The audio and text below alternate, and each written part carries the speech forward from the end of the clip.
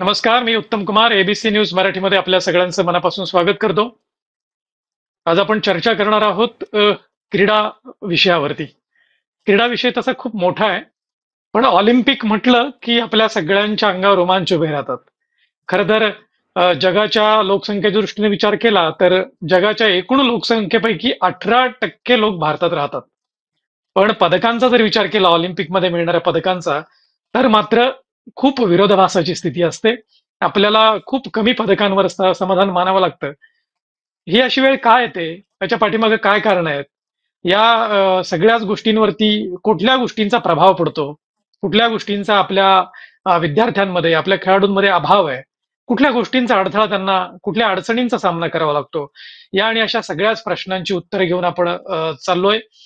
आपले महाराष्ट्र शासनाच्या क्रीडा आणि युवक सेवासाठी राज्याचे क्रीडा मार्गदर्शक योगेशजी शिर्के यांच्याकडनं. योगेश सर, मी या टॉक शो मध्ये आपलं मनापासून स्वागत करतो. थँक्यू सर, धन्यवाद सर. आपण खूप वर्ष या क्षेत्रामध्ये काम करता आहात, क्रीडा क्षेत्रात काम करता आहात.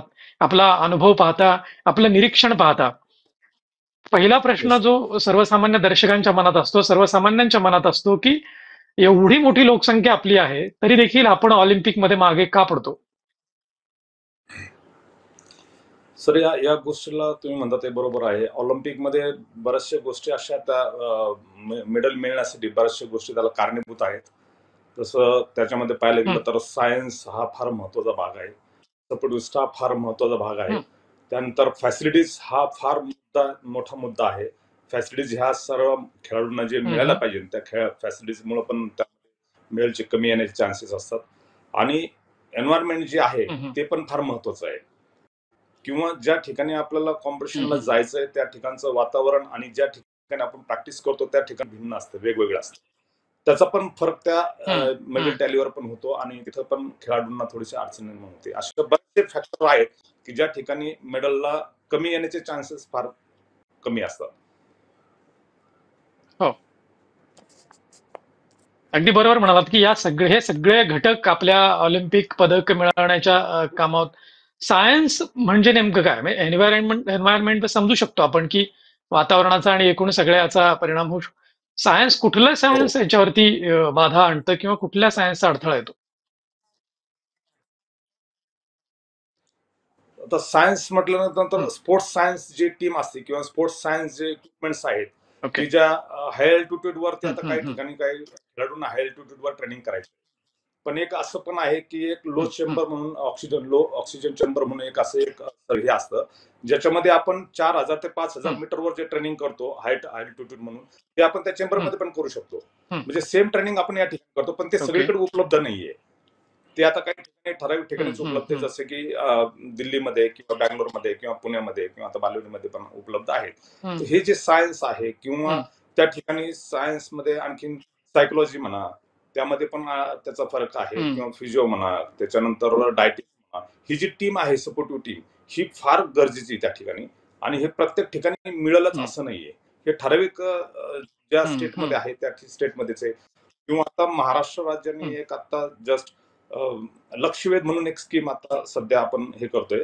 ती 11 नोव्हेंबर 11 जानेवारी 2024 मध्ये ती ऍक्च्युली त्याचं GR तयार झालेलं आहे. ते आता 12 खेळासाठी ती लक्षवेध स्कीम तयार केलेली. त्याच्यामध्ये ह्या सगळ्या गोष्टी त्याच्यामध्ये आहेत की सायन्स सपोर्ट जो आहे तो पूर्ण त्यामध्ये राहणार आहे, मॅन पॉवर त्यामध्ये राहणार आहे आणि चांगल्या खेळाडूंना त्या ठिकाणी बोलून त्यांच्या ट्रेनिंगवर ज्या काही गोष्टी लागणार आहेत त्याचा पूर्ण खर्च महाराष्ट्र शासन त्या ठिकाणी करणार आहे. तर ते लक्षवेध एक स्कीम जी आहे ती खूप चांगली आणि सुंदर स्कीम आहे. ती आता पुढच्या याच्यामध्ये आपल्याला माहिती पडेल 2028च्या ऑलिम्पिक मध्ये जे होईल त्यासाठी जो हा कालावधी जो आहे तर त्याचा उपयोग करणार आहेत. तर तसं ज्या टप्प्याटप्प्याने ते आपल्याला माहिती पडेलच सगळं पुढं. ओके. अगदी बरोबर. लक्षवेध योजनेविषयी लक्षवेध योजना आल्यानंतर अनेक खेळाडूंना त्याचा लाभ होऊ शकतो. त्याच्यामधल्या सगळ्या सुविधा आणि शासन त्याचा शासन त्या पद्धतीने प्रयत्नशील आहे. पण शिर्के साहेब, मला एक शंका अशी आहे की ग्रामीण भागातील खेळाडूंमध्ये प्रचंड पोटेन्शियल असतं, प्रचंड गुणवत्ता असते.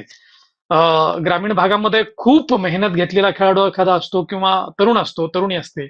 परंतु शहरात आल्यानंतर किंवा प्रत्यक्ष स्पर्धेत उतरल्यानंतर मात्र त्याला किंवा तिला त्या प्रमाणात मात्र यश मिळत नाही. काय होत असावं असं अचानक? त्याचं कारण त्याच्या पाठीमागे असं आहे की आता खेड्या ठिकाणी जे काही खेळाडू पोटेन्शियल ज्या खेळाडूंकडे आहे ते खेळाडू एक तर हां. लवकरात लवकर शासनाच्या याच्यात येत नाही किंवा आता शासनाची जी स्कीम आहे हं, क्रीडा प्रबोधन म्हणून एक खूप सुंदर स्कीम हं, आहे त्या स्कीम मध्ये ते खेळाडू आले पाहिजेत. हं, आपल्याकडे त्या ठिकाणी आता जसं आता हं, खेड्या गावातील जे खेळाडू आहेत त्यांना त्या प्रमाणात एक तर सुविधा मिळत हं, नाहीत. त्या आहे त्या सुविधा बरं त्यातमधले आपले जे हं, देशी खेळ आहेत त्या खेळामध्ये ते चांगले हे करतात. पण आता हं, जसं आता ऍथलेटिक्स आहे, स्विमिंग आहे किंवा जिम्नास्टिक आहे, असले हे जे खेळ प्रकार आहेत हे खेळ प्रकारचं त्या ठिकाणी साधन उपलब्ध हं, नाहीच आहे. तर त्या ठिकाणून तसे खेळाडू ते निघणं हं, हं, पॉसिबलच नाही. परंतु त्यांचं पोटेन्शियल जे चांगले खेळाडू आहेत किंवा प्रबोधनाची क्रीडा क्रीडा प्रबोधनाची स्कीम जी महाराष्ट्र शासन आता राबवत आहे त्या स्कीम मध्ये जर त्या खेळाडूंना हो. आणलं गेलं तर त्याचा फरक जे खेळाडू आता खेड्यामध्ये खेळतायत किंवा ज्या ठिकाणी तालुका लेवलला हं, हं, खेळतायत किंवा जिल्हा लेवलला जे खेळतायत हो. ह्या लोकांचं टॅलेंट हंट करून या लोकांना सगळं शासनाचे जे काही स्कीम आहेत यामध्ये त्यांना आणणं गरजेचं आहे. आणि त्याच्यातून मग हो, त्याच्यावर हो. काम करून जे काही आपलं स्वप्न आहे ते आपण त्या ठिकाणी पूर्ण करू शकतो. तर त्या खेळाडूंना हं, महत्वाचं शासनाच्या ह्याच्यात आणणं फार गरजेचं आहे. म्हणजे त्या ठिकाणी प्रत्येक खेळाडूला हं, हं, हं, हे टॅलेंट हंट फार गरजेचं आहे. म्हणजे प्रत्येक ठिकाणी आदिवासी भागात हं, जाऊन हं, म्हणा किंवा एखाद्या खेड्यात जाऊन ते हंट करणं गरजेचं आहे. प्रत्येक ठिकाणी हं, हं, एक्सपर्ट हं, जे आहेत, कोचेस यांनी त्या ठिकाणी जाऊन टॅलेंट हंट करून आणून त्यांचं 1 वर्ष 2 वर्ष त्यांचं ट्रेनिंग करून त्यांच्यावर काम करून हं, ते कोणत्या खेळासाठी हे होऊ शकतात, इम्प्रुव्हमेंट करू शकतात, हं. अशा ठिकाणी त्यांच्यावर करू शकतो. 5 ते 7 वर्ष त्यांच्यावर काम करणं गरजेचं आहे. तर ते होणं गरजेचं ती जे टॅलेंट हंट आहे ते काही होत नाहीये. हं, त्याच्यामुळे हं, ती हं. गोष्ट जे खेळाडू आहेत ते त्याच ठिकाणी राहतात. ते काही इकडे सिटीत येत होत नाहीत नाहीये. किंवा आले तर ते फार मोठ्या प्रमाणात हं, हं, इम्प्रुव्हमेंट होत नाही. कारण त्या गोष्टी त्यांना त्या ठिकाणी मिळत नाहीत त्या. हं, तर महाराष्ट्र शासनाने जसं काही विभागीय क्रीडा संकुल प्रत्येक ठिकाणी आहेत. 8ही ठिकाणी विभागीय क्रीडा हं, संकुल आहेत. त्या ठिकाणी त्या सगळ्या सुविधा जरी असल्या तर ते प्रत्येकाला ती सुविधा मिळेलच असं नाहीये. तर प्रत्येक हं, हं, ठिकाणी आता ते खेळाडू आता उदाहरणार्थ आपण जर घेतलं तर अमरावती हे ठिकाण जर घेतलं तर अमरावतीमध्ये जर परतवाड्यानंतर हं. जर त्या ठिकाणी जर चिखलदरा वगैरे हे सगळं आदिवासी भागात जे हो, लोक खेळाडू आहेत त्या खेळाडूंना जर का अमरावती सारख्या हो, क्रीडा विभागीय हो, संकुलच्या ठिकाणी हो. आणलं, टॅलेंट हंट केलं किंवा त्यांची जर का टेस्ट घेऊन त्यांना जर सिलेक्ट केलं आणि त्यांच्यावर जर काम केलं तर याचा मोठा हं, फरक पडू शकतो. 100% याचा मोठा हं, फरक पडू शकतो. हं, हं, हं. हं, हं, हं, हं.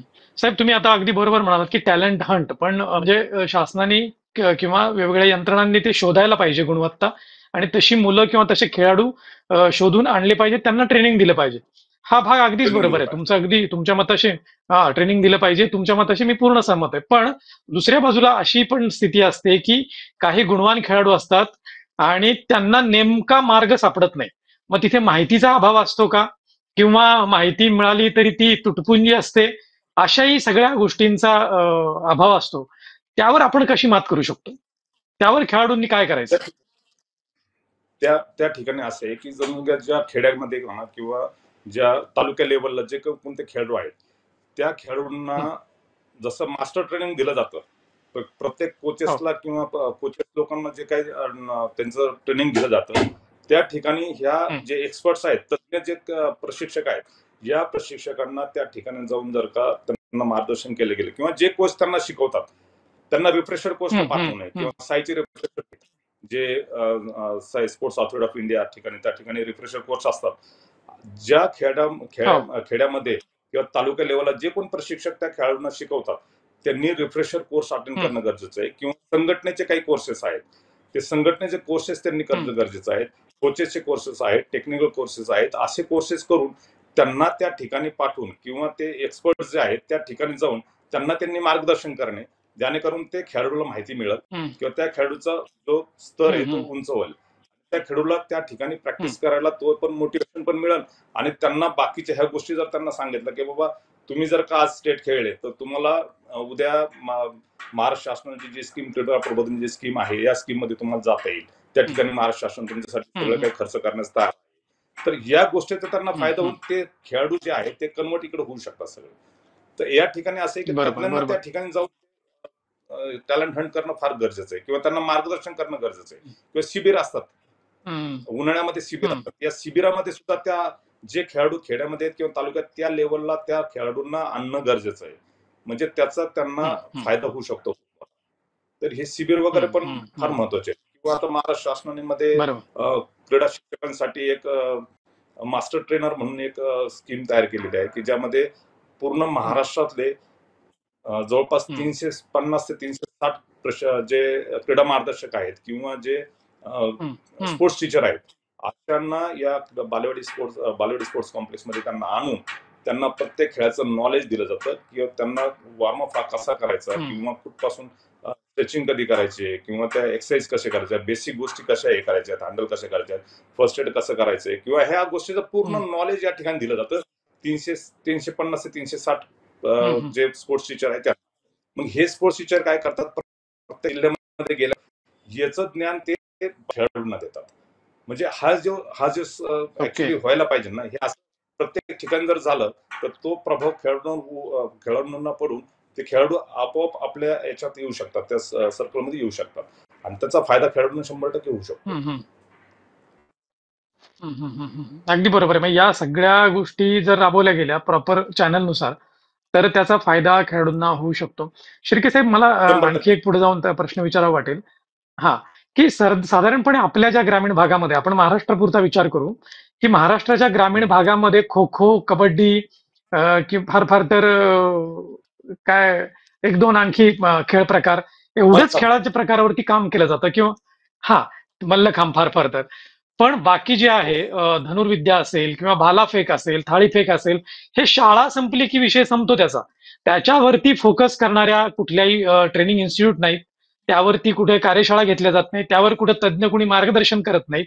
आणि मग आपल्या ग्रामीण भागातनं अशा स्पर्धांसाठी विद्यार्थी कसे तयार होणार, त्यासाठी काय करायला हवं? बरोबर, तुमचं काय मत आहे?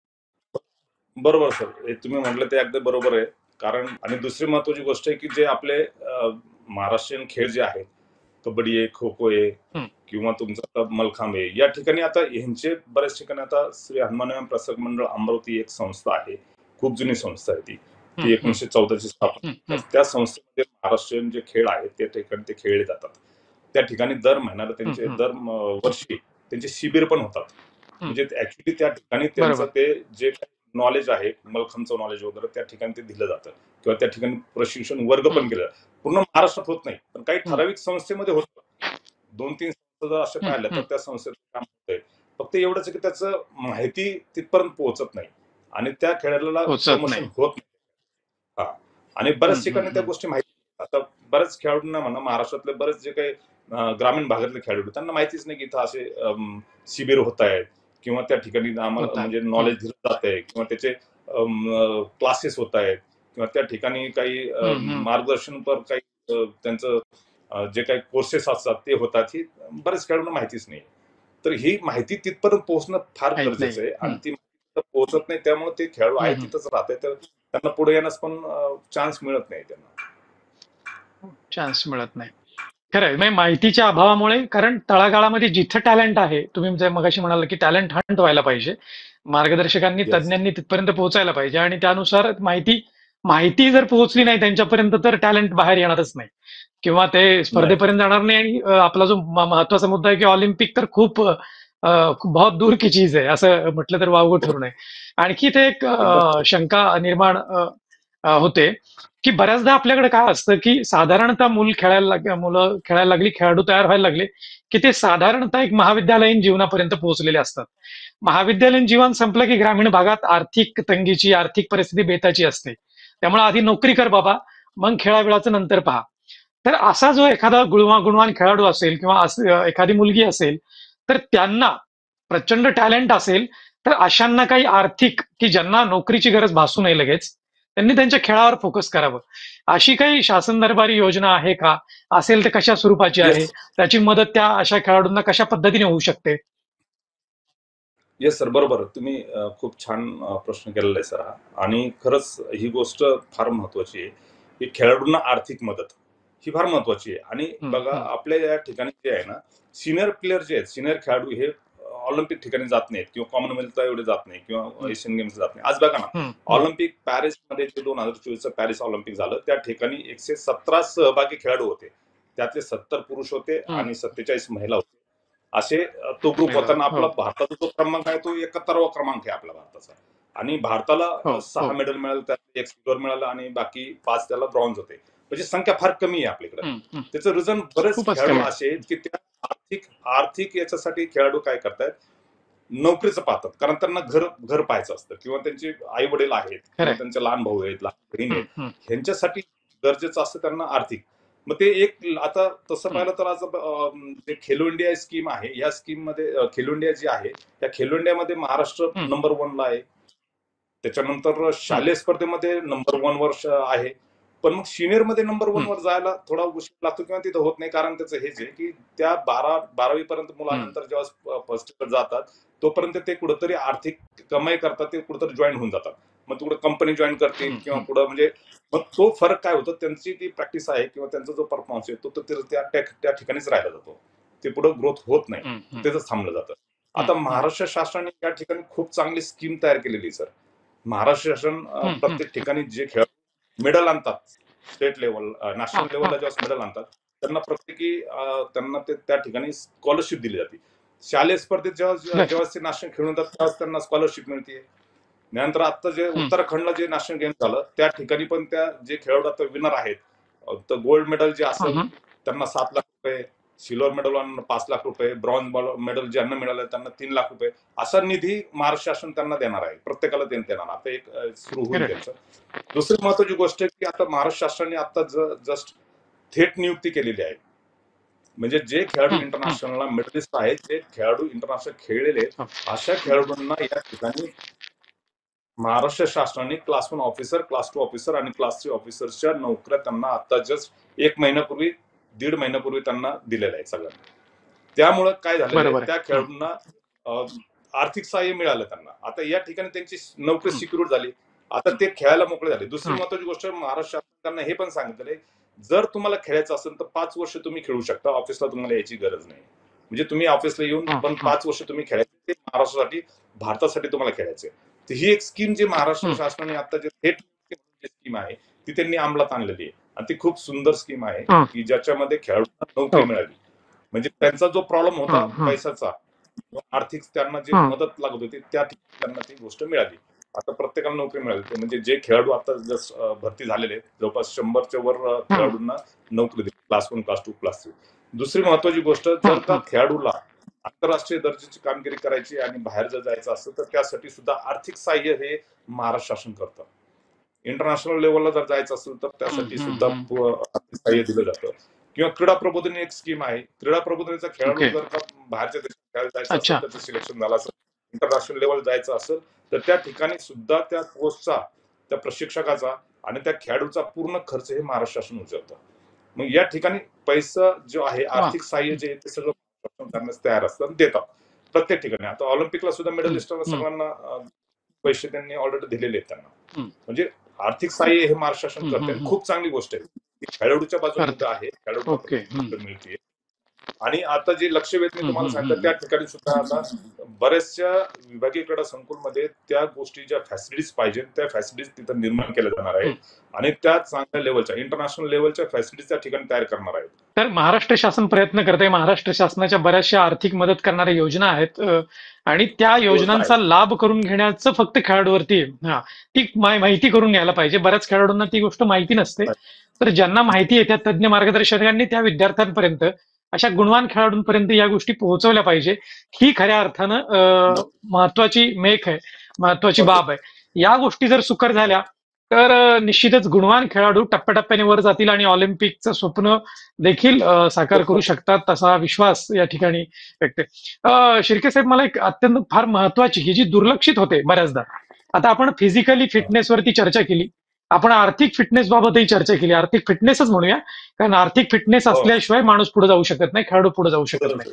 पण मानसिक संतुलन, मेंटल फिटनेस सुद्धा खेळाडूला तितकाच महत्वाचा असतो. हे तुम्ही खूप अनेक वर्षे मार्गदर्शन करतात सगळ्या खेळाडूंना. पी.व्ही. सिंधूचं उदाहरण घ्यायचं झालं तर मागच्या काही वर्षामध्ये सलग उपांत्य फेरीमध्ये ती पराभूत होत होती अनेक खेळाडू आहेत. म्हणजे उदाहरणादाखल मी पीव्हीचं सिंधूचं नाव घेतलं, बरोबर पण अनेक खेळाडू आहेत. तर मानसिक संतुलनाचं ट्रेनिंग बरोबर खूप हे जर या पहिल्या टप्प्यापासून दिलं गेलं पाहिजे, ते दिलं जातं का? नसेल दिलं जात तर काय करायला हवं? बॉलिवूडचे सुद्धा नॅशनल आणि आंतरराष्ट्रीय खेळाडू जे आहेत त्यांना मेंटल ट्रेनिंग दिलं जातं. ऑलरेडी मी हं, तुम्हाला हं. मगाशी म्हटलं होतं की सायकोलॉजिस्ट जो आहे ना हं, हं. हा प्रत्येक खेळाला असणं फार बरोबर, गरजेचं आहे. कारण त्याचं माइंडसेट त्या ठिकाणी होणं बरोबर. गरजेचं आहे की त्याला जे काही पुढं स्किल दाखवायचं किंवा त्याला परफॉर्मन्स करायचं त्या ठिकाणी त्या सायकोलॉजी त्याला खूप मोठे काम करते त्याच्यामध्ये. आणि हं, यासाठी हं, त्या हं. खेळाडूंना जी टीम जी आहे सायन्स सेंटरची पूर्ण जी टीम आहे ना ती फार गरजेची आहे. हं, ज्याच्यामध्ये मी हं. तुम्हाला सायकोलॉजिस्ट म्हटलंय किंवा त्याच्यामध्ये फिजिओथेरपिस्ट म्हटलंय, हं, हं, हं. ऑर्थो डॉक्टर म्हटलंय, त्या ठिकाणी हं. डायटिस्ट म्हटलेलं आहे. तर असे हं, सायकोलॉजिस्ट हं. ट्रेनिंग हे प्रत्येक ठिकाणी हं, अवेलेबल हं. आहेत सर आणि ते देतात. त्याशिवाय नाही. हं, आणि हं. बऱ्याच ठिकाणी मग काही ओके. त्याचा इफेक्ट होतो. आता काही ना तेवढं सांगून पण त्या ठिकाणी त्याचा पॉझिटिव्ह पण होतो, निगेटिव्ह पण होऊन जातो कधी-कधी. असं पण होतं. पण हं, हं, सायकोलॉजी हं, ट्रेनिंग हं, हे हं. सगळ्या ठिकाणी बरोबर, बरं. इंटरनॅशनल प्लेअरला ते आहे. आणि टीम सोबत पण जातात सर. दिलं जातं. हो. ओके. खेळाडूला अगदीच बरोबर म्हणताय तुम्ही. मला हे अगदीच कारण सायकॉलॉजिकल ट्रेनिंग असल्याशिवाय कुठलाही खेळाडू घडू शकत नाही. म्हणजे जरी घडू मैदानावरती शकतो. ऑलिम्पिकमध्ये आपल्याला एक खेळाडू दिसत असला, तर त्याच्या मागे ही सगळी टीम असते. त्याचा सायन्स टीम पाहणारं, त्याचा असते. आहार पाहणारं, त्याचं मानसिक संतुलन पाहणाऱ्या सगळ्या सगळ्या गोष्टी. शेवटचा प्रश्न विचारतो साहेब तुम्हाला, की या खेळाडू येस. घडवताना या सगळ्या गोष्टी महत्वाच्या आहेतच. फिजिकली, आर्थिक, मेंटली. आहार आहार सुद्धा खूप मॅटर करतो. कारण आहार विहार असल्याशिवाय, व्यवस्थित असल्याशिवाय त्याची फार प्रकृती चांगली राहणार नाही. आणि ते कशा पद्धतीचा सुरुवातीपासूनच बरोबर. त्याने कशा पद्धतीचा आहार ठेवायला हवा, याविषयी काय सांगाल? पण जनरली याच्यामध्ये जे आहेत ना हं, हं. फॅटी जे हे आहेत ते फॅट्स जे खेळाडू. बनवतात किंवा हं. त्यामध्ये समजून घ्या आता बटाटे आहेत किंवा ह्या अशा गोष्टी त्यांनी खायच्या नाही आहेत किंवा हं. ज्याच्यापासून फॅट जास्ती तयार होईल असं ओके. ह्या गोष्टी खायच्या नाहीत किंवा बाहेरचं बर्गर आहे किंवा जंक फूड आहे ह्याचा उपयोग करायचाच नाही हं. तुम्ही हं, किंवा हं. मैदा जो मैदा हं, हा हं, कधी हं. उपयोगात आणला मैद्याचे पदार्थ तुम्ही खायचे नाही आहेत. त्याच्यानंतर ओके. तेलकट खूप खायचं नाही. हं. त्यानंतर मीठ जास्त खायचं नाही. साखर लेवल पण तुमची वाढली नाही पाहिजे. साखर पण तुम्ही पूर्ण कमी करून म्हणजे साखर पण नाही खायची त्यासोबत. ह्या डाएटमध्ये ह्या गोष्टी फार महत्वाच्या आहेत, हं. की तुम्ही ह्या गोष्टी घ्यायच्या आहारामध्ये महत्वाचं आहे. घ्यायच्या आहेत. आता या ठिकाणीच्या ट्रेनिंगमध्ये हं, हं, आमच्या हं. ट्रेनिंगमध्ये जे आहे ना, त्याच्यामध्ये प्रत्येकाचा डाएट प्लॅन तयार झालेला आहे. बॉलिवूडमधील जे क्रीडा ओके. प्रबोधिनी शिक्षण आहे, हं. त्या प्रत्येक खेळाडूचा डाएट प्लॅन तयार झाला आणि त्या डाएट प्लॅन नुसारच ते मुलं ते ओके. डाएट तसं घेतात. अगदी फार महत्वाचा मुद्दा सांगितला. कारण आहार काय घ्यायचं, त्यापेक्षा काय घेऊ नये, हे ज्या खेळाडूला कळेल ना, घेऊ नये. तो खेळाडू बरोबर तंदुरुस्त राहील बरोबर. आणि आपल्या एकूणच जीवनशैली मधून तो प्रगती करू शकतो. साहेब मला एक हो. उपप्रश्न विचारावा वाटतोय, की सध्या संपूर्ण भारतातल्या खेळाडूंमध्ये ऑलिम्पिक पदक मिळवण्यामध्ये सर्वाधिक पोटेन्शियल कशात आहे? सर्वाधिक आपल्याला कशात मिळू शकतात आणि कशावर फोकस करायला पाहिजे? हो सर, असे काही स्पोर्ट्स आहे की ज्याच्यामध्ये ऑलिम्पिकला मेडल्स जास्ती मिळू शकतात. जसं आता लक्षवेधमध्ये 12 खेळ त्यांनी चूज केलेले आहे महाराष्ट्र शासनाने. परंतु माझं असं हं, म्हणणं आहे हं. की हं, ज्या हं. खेळामध्ये महाराष्ट्राला किंवा भारताला सगळ्यात जास्ती मेडल मिळू शकतात, असे जे स्पोर्ट्स आता देणार आहेत त्यामध्ये आर्चरी एक स्पोर्ट्स आहे, ज्याच्यामध्ये मेडल जास्ती देऊ शकतो. हं, ॲथलीट्समध्ये जर नीरज चोप्रा जर सोडला तर हं. नीरज चोप्रा एक खूप चांगला आता सध्याच्या अग्रस्थानी आहे. आणि ओके. जसं की याच्यामध्ये आर्चरी आहे किंवा त्याच्यानंतर शूटिंग आहे. शूटिंग एक खेळ असा आहे की त्याच्यामध्ये खूप मेडल आता ऑलिम्पिकमध्ये पण शूटिंगला मेडल्स मिळाले चांगले. तर शूटिंग, हं, हं, हं. सायकलिंग, शूटिंग त्यानंतर आर्चरी शूटिंग. हे खेळ हं, जे आहेत याच्यावर जर फोकस केला, तर हं, हं. याच्यामध्ये मेडल जास्त मिळू शकतात. हं, हं, हं. ह्यामध्ये मेडल मिळण्याचे बरोबर, खूप बरोबर. चान्सेस आहे. कारण या आता तसं पाहायला गेलं तर आपलं रेसलिंग पण एक खेळ आहे की ज्याच्यामध्ये मेडल आहेत. आता हं, शेरावतला पण हं, मेडल मिळालं हं, हं. ऑलिम्पिकमध्ये ब्रॉन्झ मेडल मिळालं. तर बरं, या बरं. ठिकाणी हं, असे हं. हे जे मेडल मिळाले याच्यावर जर जास्त फोकस केला, काही ठराविक खेळावर जर फोकस केला ना, तर मेडल जास्त मिळू शकतात सर. हं. तर ह्यांनी तर 12 केले अगदी त्याच्यामध्ये बरोबर. होऊ शकतात. अगदी बरोबर आहे. हं, हं, हं. तर या खेळाडूंवरती फोकस केला तर अधिकाधिक पदकं आपल्याला ऑलिम्पिकमध्ये मिळू शकतात. कारण ही मिळू शकतात. मुळातच आपली परंपरा आहे. धनुर्विद्या झालं, रस्सी झालं किंवा बरोबर. मल्लखांब झालं, ही आपलीच आपल्या देशाची मूळ परंपरागत आपल्या कला आहेत. त्यामुळे यांच्यावरती फोकस केलं तर निश्चित आपल्याला भारताला त्यात पदकं अधिकाधिक मिळाली पाहिजेत आणि एकूणच शास्त्रीय आधारावर किंवा फिजिकली दृष्ट्या किंवा मानसिक दृष्ट्या, आर्थिक दृष्ट्या खेळाडू कशा पद्धतीनं स्वयंपूर्णतेने तयारी करायला हवी की जेणेकरून तो ऑलिम्पिक पदकापर्यंत पोहोचू शकेल, ऑलिम्पिक पर्यंत पोहोचू शकेल, असं अत्यंत विस्तृत विवेचन, अतिशय अभ्यासपूर्ण मांडणी आपल्या महाराष्ट्र शासनाच्या क्रीडा आणि युवक सेवा संचालनालयातील ज्येष्ठ आणि अतिशय अनुभवी असे क्रीडा मार्गदर्शक योगेशजी शिर्के सरांनी आपल्या समोर कथन केलं, मांडली. एबीसी न्यूज मराठीच्या दर्शकांना त्यांनी अत्यंत विस्तृत अशी माहिती दिली. त्याबद्दल मी योगेशजी शिर्के सरांना मनापासून धन्यवाद देतो. आपण इथेच थांबूया. शिर्के सर, तुम्ही आलात, अत्यंत वेळात वेळ काढून इथे आलात आणि आमच्या दर्शकांशी संवाद साधलात, त्याबद्दल मनापासून धन्यवाद. आपण इथेच थांबूया, भेटूया पुढच्या भागात. थँक्यू. Thank you so much. धन्यवाद सर. धन्यवाद. ताज्या बातम्यांसाठी पाहत रहा एबीसी मराठी न्यूज.